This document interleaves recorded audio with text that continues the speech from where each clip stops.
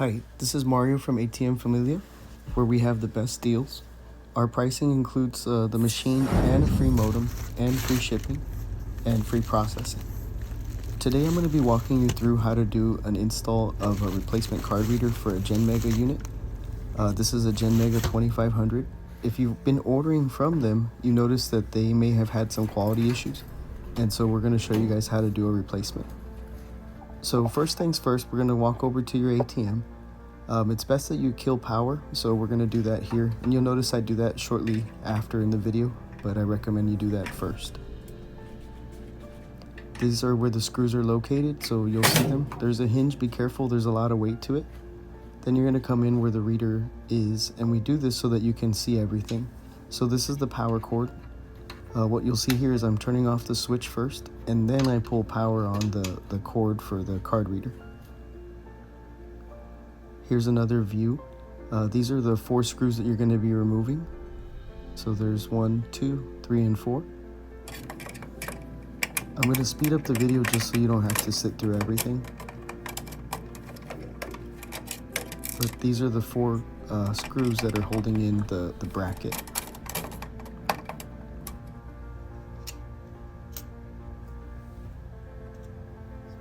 So this is what they look like. Put those in a safe place just so you don't lose anything.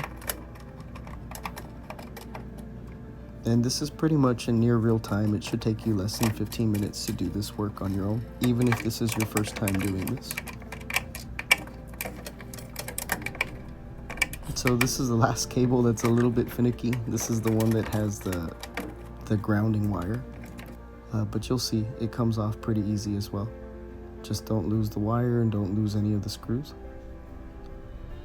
This is what the unit actually looks like once it's been removed. So the black part is the card reader and the silver part is the bracket. You're going to be removing those 4 screws up on top.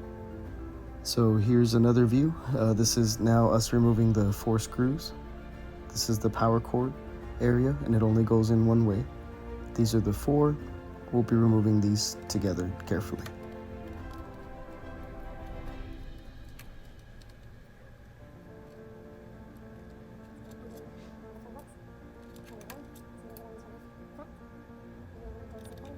So the location where I was at was actually pretty hot. They didn't have the AC on because it's an after hours club.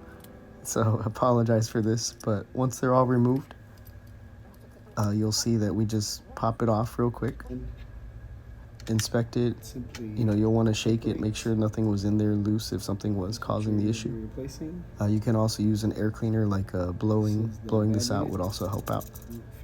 But just make sure you place the new one correctly in the same spot. You're going to align the holes, so I'm going to show you guys what that looks like as well. So this is what the alignment looks like, just making sure you can see through there.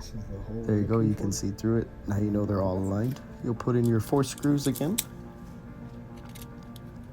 And I'll do this in a little bit more sped up version just so you don't have to sit through everything, but this is a complete walkthrough.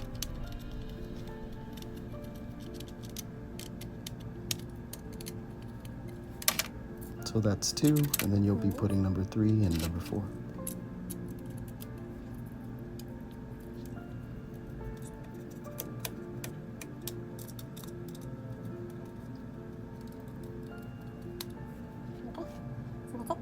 Alright, once all that's said and done, now we're ready to reinstall into the ATM. So you'll go ahead and come on back where everything was. I'll actually move this wire so you guys can see it clearer. But all we're doing is aligning everything back. I like to start off with the ground wire because I felt that was the most difficult. You may lose this screw a couple times, it happened to me.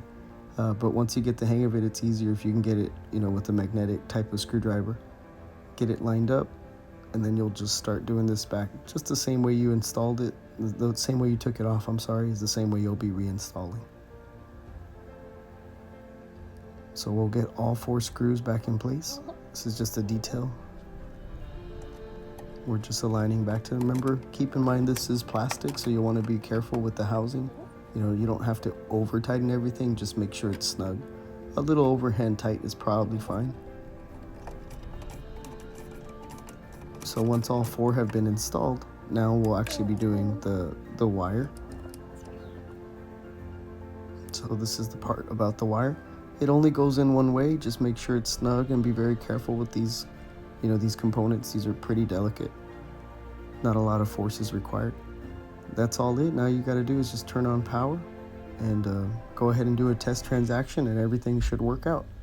Thank you guys for following us. Keep us in mind. Join us on Facebook as well.